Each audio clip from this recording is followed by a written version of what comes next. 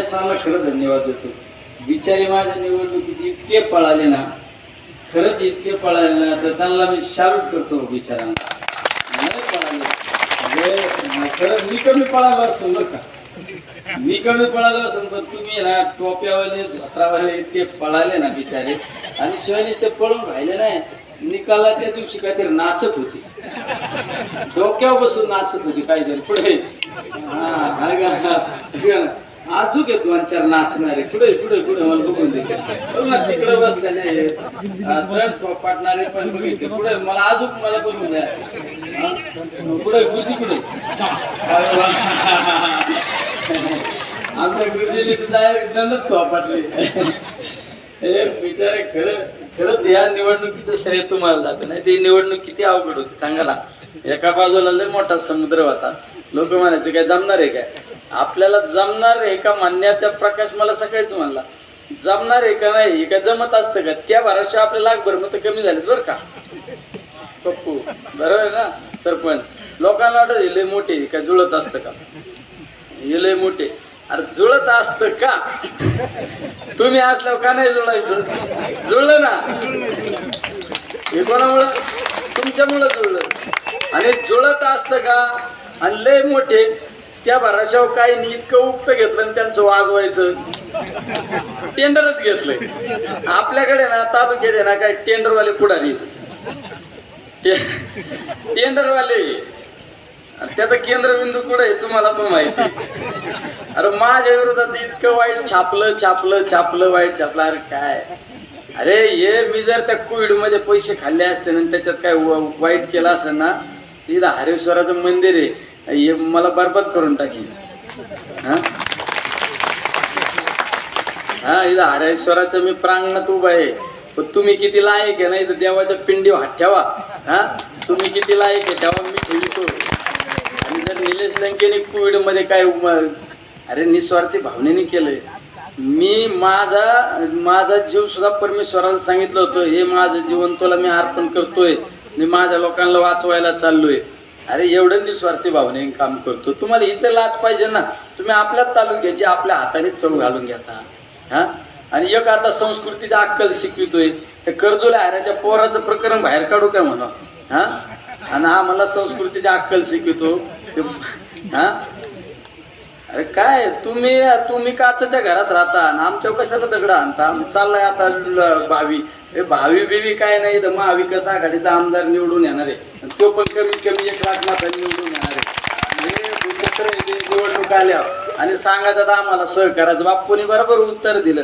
अरे तुझा पीएचा पगार कोण देतो, तुझा पीएचा पगार संस्थेतून, गाड्या संस्थेच्या, डिझेल संस्थेचं. अरे तुमचं तर चाललंय ना, तुमच्या जसे बापाचेच पैसे ती संस्था, म्हणजे तुमच्या बापाचीच ती प्रॉपर्टी असल्यासारख्या. अशा जर मनमानी संस्था चालवल्या का नाही त्या संस्थेच्या मागे लागायचं. अरे तुम्ही एखाद्या आरोप करताना, अरे आमची संस्कृती असू नसू झालो ना, आम्ही आमदार झालो, खासदार झालो. हा उद्या इंडिया आघाडीचं सरकार आलं तर मंत्री पण होईल.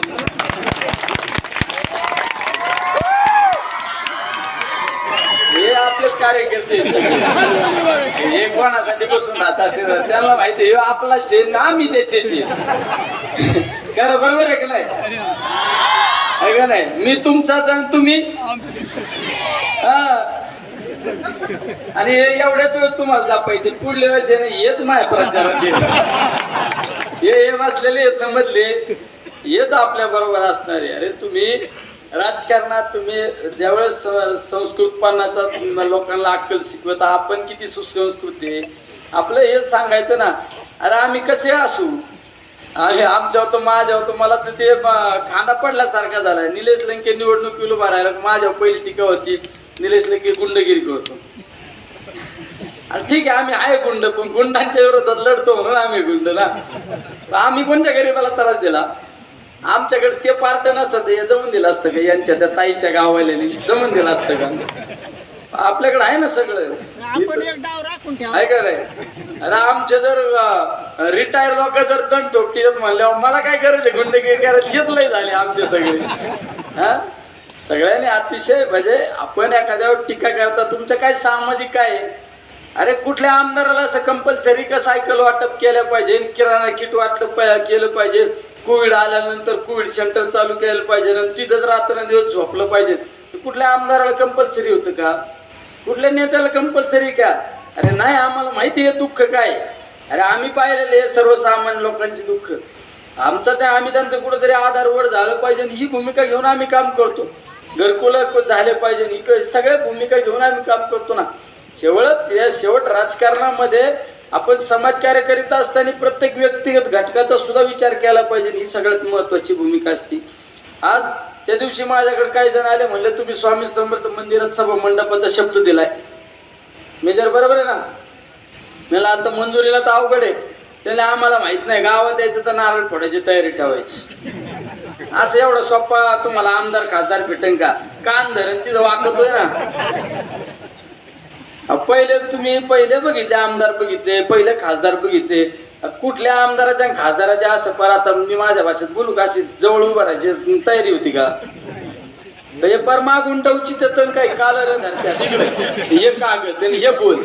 अरे एवढा अधिकार आहे तुम्हाला सगळ्यांना, पण काही लोकांना अधिकारच कळाला नाही. आता मी तुमच्या समोर बोलतोय, गप्पा मारतोय, बसतोय, तुम्हाला तरी वाटतं का खासदार आपल्या समोर बोलतो? वाटत का? तुम्ही जसा 10 वर्षापूर्वी 15 वर्षापूर्वी निलेश लंके बघत होते तसाच आहे ना. बदल आहे का? आपल्या लय डोक्यात हवा गेली. माझ्या जागेवर दुसरा आमदार खासदार असताना तर 2-3 डायऱ्या डुगऱ्यावाले कडे उभे असते, हा, आणि 2-4 पोलीस असते. जसं त्याला खाते कोणी घेऊनच चालले, बिबट्या आलाय चालले घेऊन. अरे काय, मला बरेच जण प्रश्न विचारतो, तुम्ही ते पोलीस वापरीत नाही का? तर पोलीस कोण वापरत? लोकप्रतिनिधी याचा अर्थ काय असतो? तो त्या जनतेचा सेवक असतो, आणि जनतेचं संरक्षण करायची जबाबदारी कोणाची असते? लोकप्रतिनिधीची ना. आणि तो जर संरक्षण